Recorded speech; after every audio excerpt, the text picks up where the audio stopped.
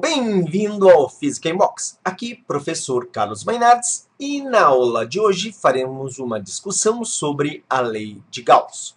Observa a imagem que eu coloquei aí, e aí eu lhe pergunto, o que essa imagem pode nos dizer a respeito da lei de Gauss?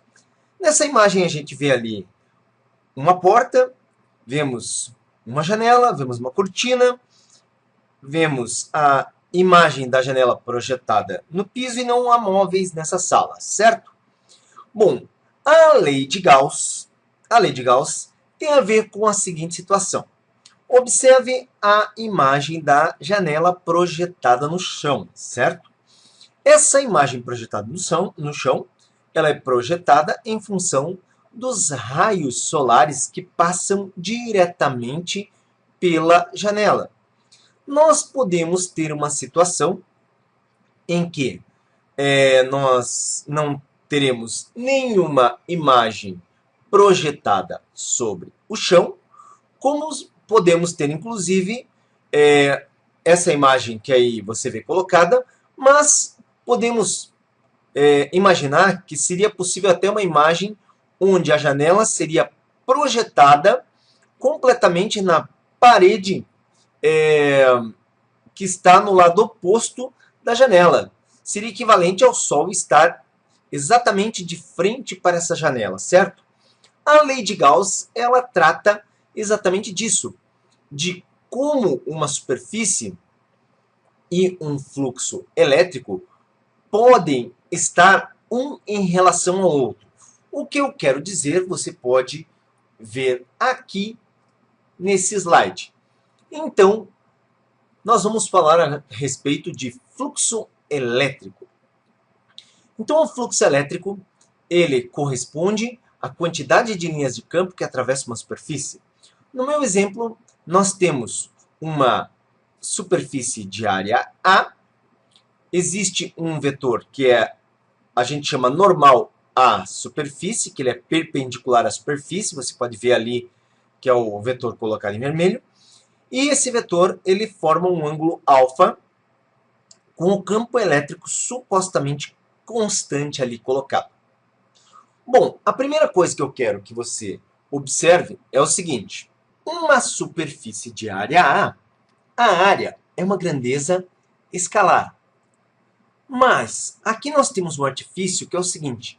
Nós transformamos a área numa grandeza vetorial. Qual é a mágica para isso?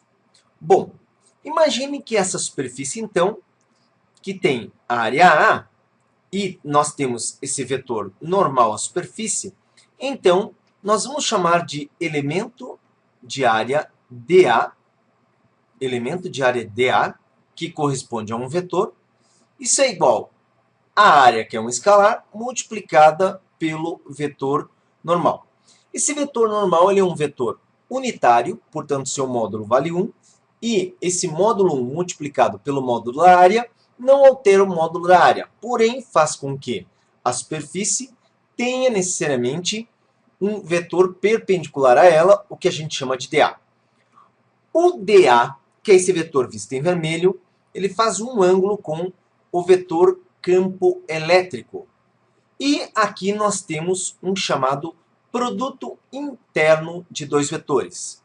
Então, o vetor campo elétrico, produto interno com o vetor elemento de área.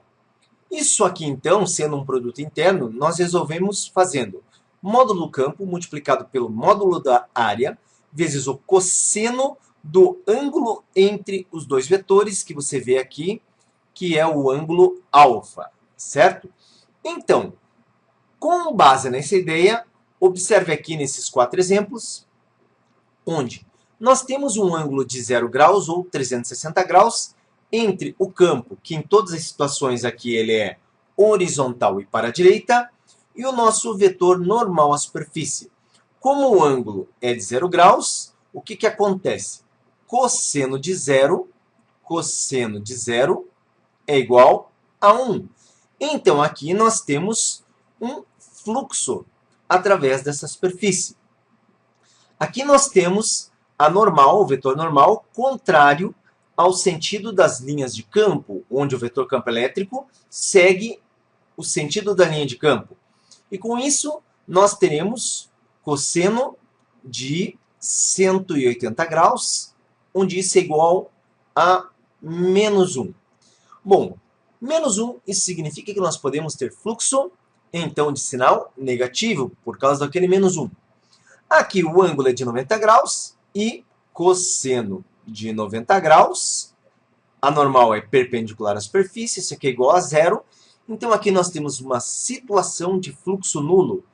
E para o ângulo de 270 graus, também cosseno de 270 graus igual a zero e o fluxo é nulo. Ou seja, nas situações em que o vetor normal à superfície é perpendicular ao campo, o fluxo é nulo. Para qualquer outra situação, nós temos, então, um fluxo existindo, sendo que em 0 graus ou 180, o fluxo é máximo, sendo para 0 positivo, para 180 negativo.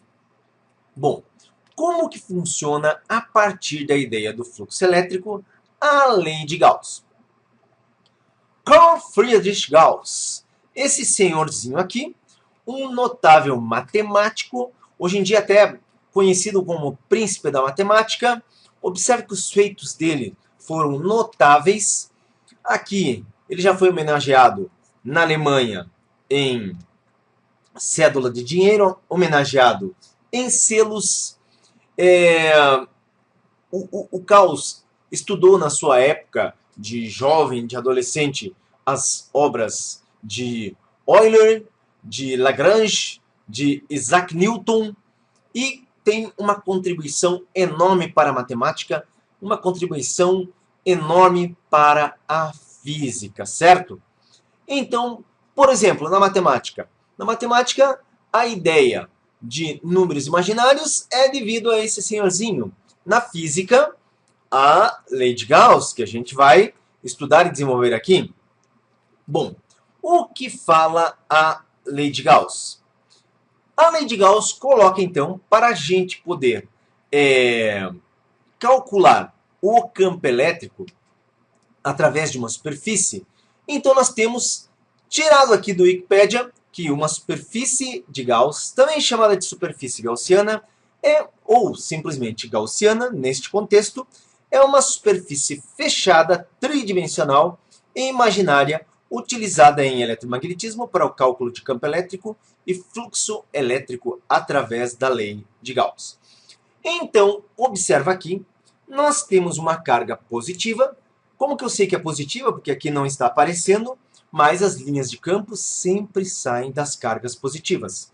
E o que você vê aqui em verde envolvendo essa carga corresponde ao que a gente chama de gaussiana.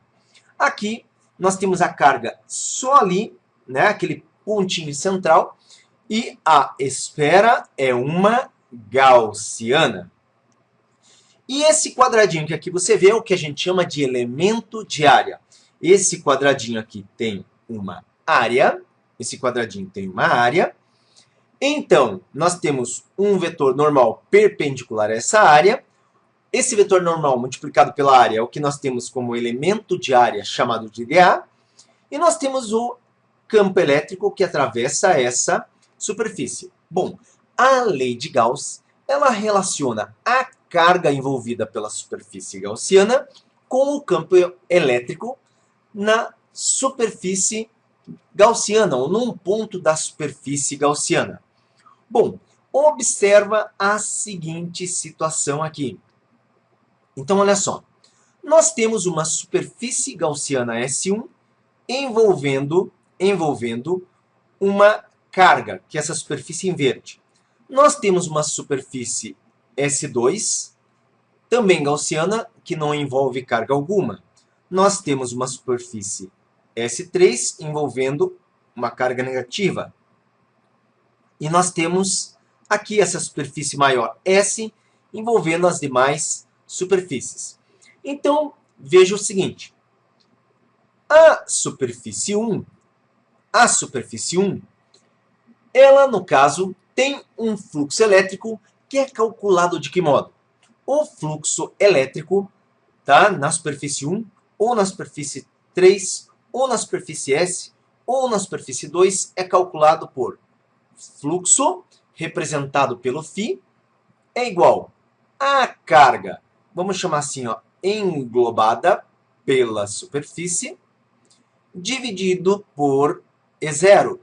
Se você não lembra, vamos lembrar aqui, o E0, ele vale 8,85 vezes 10 elevado a menos 12 Coulomb ao quadrado por Newton vezes metro quadrado. Então, esse é o valor do E0, a constante de permissividade do meio. Então, segundo a equação de Gauss aqui colocada, o que nós temos? Nós temos que o fluxo na superfície 1, então vamos colocar aqui, ó, superfície 1, o fluxo, que eu vou chamar de fluxo 1, ele corresponde à carga envolvida pela superfície, carga positiva mais Q, sobre E0. Então, o fluxo 1, ele existe. O fluxo através de S2, da superfície S2, presta muita atenção nisso, não temos nenhuma carga dentro da superfície S2. Logo, o fluxo é zero. Bom, uma outra ideia de avaliar que o fluxo é zero é observar que todas as linhas de campo que entram nessa superfície são as mesmas linhas que saem da superfície. Isso faz com que o fluxo seja nulo através da superfície. Na superfície 3, nós temos que o fluxo elétrico é, como uma carga negativa é envolvida, então temos menos Q dividido por E0. E na superfície S, nós podemos considerar o seguinte: como a superfície S envolve as demais superfícies, o fluxo na superfície S, que eu vou chamar somente de φ, corresponde ao fluxo 1 somado ao fluxo 2 somado ao fluxo 3, tá ok? E agora vamos aplicar essa ideia.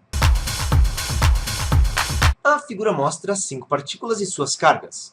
Qual é o fluxo elétrico que atravessa a superfície S1 se Q1 é igual a 2,3 nanocoulombs, Q2 é menos 4,1 nanocoulombs, Q3 é 15,9 nanocoulombs e Q4 é 6,1 nanocoulombs. E Q5 é igual a zero. Então, muito importante, observa aqui o seguinte. A carga Q4 ela não é envolvida pela superfície S1. Logo, essa carga não está englobada e não contribui para o fluxo. Apenas as cargas 1, 2, 3 e a carga Q5 que contribuem. Como o fluxo, na lei de Gauss, corresponde à carga englobada, dividido pelo E0, então a carga englobada corresponde à soma de Q1 mais Q2 mais Q3 mais Q5, que são as cargas envolvidas pela superfície S1. Essa carga englobada, então, é a carga 1, corresponde a uma carga de 2,3, a carga 2, menos 4,1, mais a carga 3, de menos 15,9. E a carga 5 vale zero. Essa carga englobada na superfície, então, observe que aqui é só efetuar a soma. Nós temos 4,1 negativo com 15,9, 20, e 2,3 positivo, que dá menos 17,7 nanocoulomb.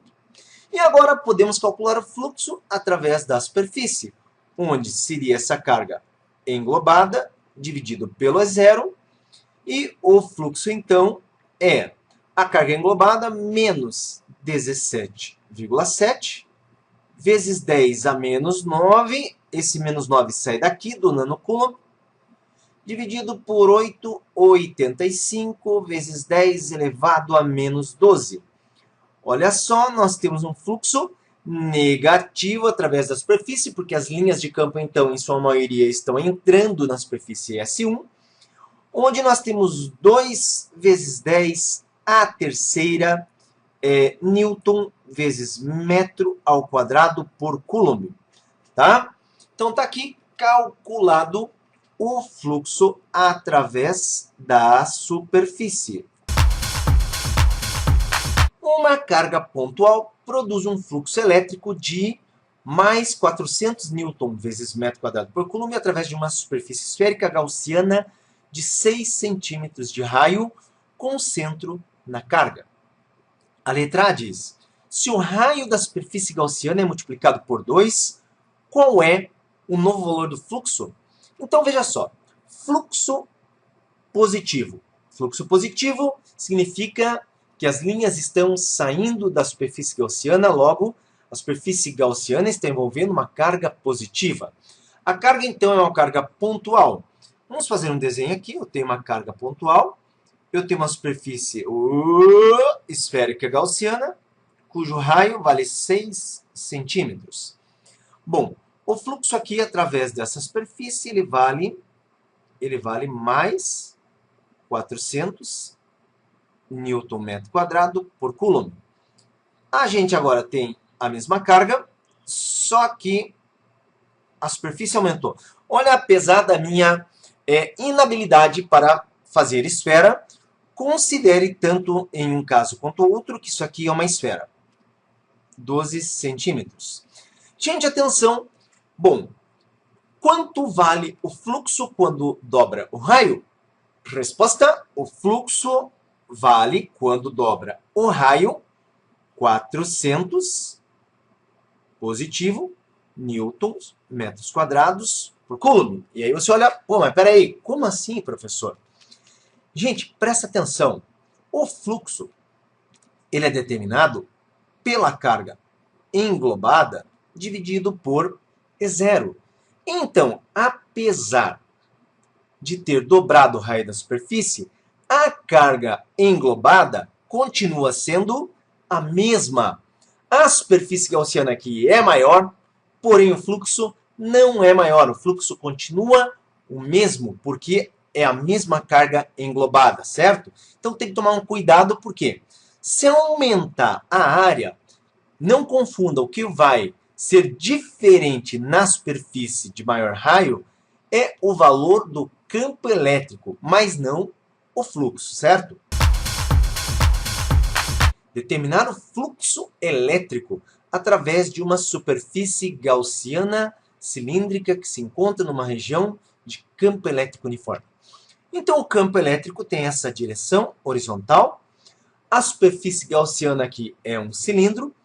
E esse cilindro, então, ele está disposto no seu comprimento também horizontalmente. E observe que nós temos, então, três regiões importantes para analisar o fluxo através dessa superfície. Nós temos aqui, digamos assim, o fundo do cilindro. Nós temos no lado de cá a tampa do cilindro. E nós temos a lateral do cilindro. Primeira coisa que eu quero que você perceba, que em todas as três superfícies, todos os três elementos de área, que é uma pequena superfície que a gente pega ao longo do cilindro, nós temos, então, o chamado elemento de área, que eu já falei para vocês nessa aula, é a multiplicação da área, que é um escalar, vezes um vetor normal à superfície, que a gente chama, então, de elemento de área dA.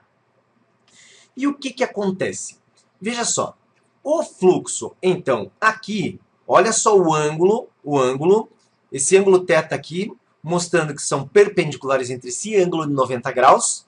Aqui, calculando o fluxo, se você já esqueceu o fluxo, ele é calculado fazendo-se E, módulo do campo, módulo da área, cosseno do ângulo θ.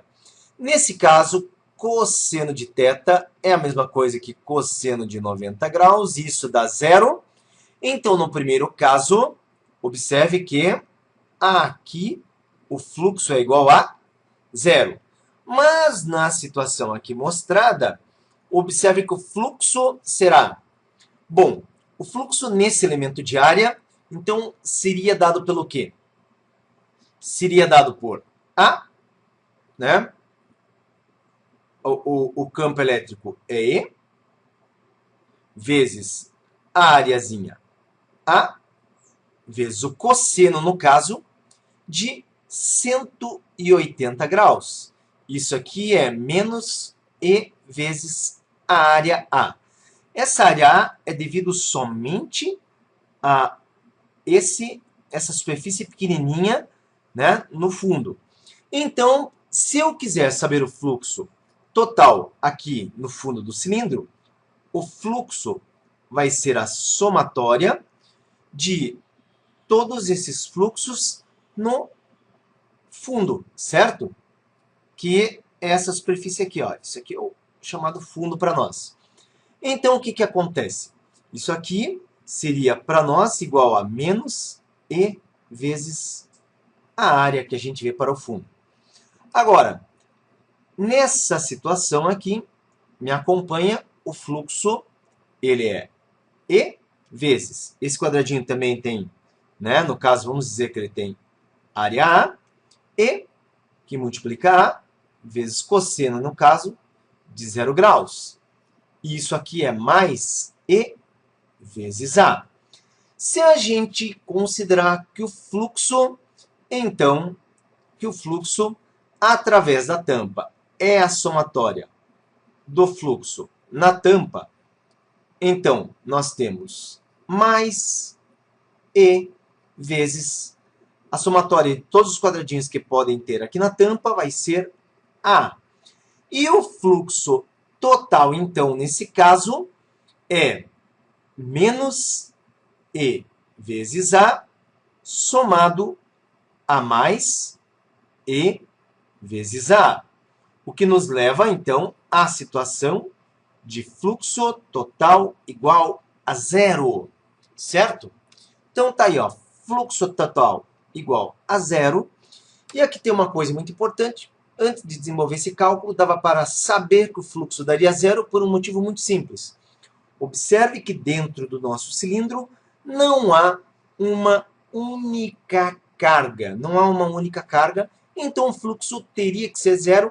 E esse exercício, então, é para mostrar justamente através do conceito, né, da outra forma do fluxo, E vezes A cosseno de θ, então, que o fluxo era nulo. Por quê?